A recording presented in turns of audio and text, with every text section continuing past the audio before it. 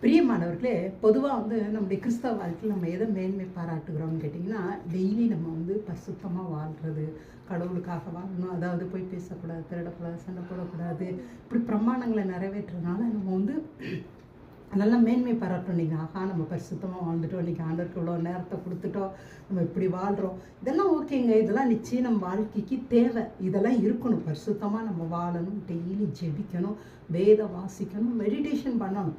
ஆனால் இதை காட்டி நம்மளுக்கு மேன்மை என்ன தெரியுங்களா? சிலுவையில் இயேசு செய்து முடித்ததை நம்ம பிலீவ் பண்ணணுங்க.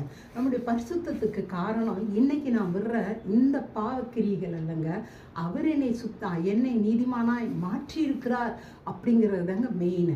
அந்த நீதி தாங்க நம்மளை பரலோகத்துக்கும் கொண்டு போகும், நம்மளுக்கு ஒரு பெரிய உயர்வுக்கும் நம்மளை வழி நடத்துங்க. இதை தாங்க நீங்கள் பிலிப்பியர் 3ஆம் அதிகாரத்தில் 3-4 வசனத்தில் பார்த்தீங்கன்னா பவுல் சொல்கிறாரு, இந்த யூதர்கள் என்ன செய்வார்களாம், தங்களோட சரீரத்தில் விருத்த சேதனம் பண்ணுறாங்கல்ல, அதை மேன்மையாக நினச்சிக்குவாங்களாங்க.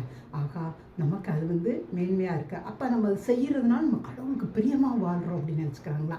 இன்றைக்கும் நம்ம அநேக நேரங்களில் யூதர்கள் மாதிரி தாங்க நினச்சிக்கிறோம், நம்ம இந்த காரியத்தை விட்டதுனால நம்ம கடவுளுக்கு பிரியமாக இருக்கிறோம் அப்படின்னு. ஆனால் உண்மையிலே நான் ஒரு காரியத்தை செய்யாமல் விடுறதை காட்டிலும் தேவன் எனக்கு சிலுவையில் செய்து முடித்ததை நீ நம்புகிறோம் பார்த்தீங்களா, அதுதாங்க பிதாவுக்கு பிரியமான ஒரு ஆராதனை.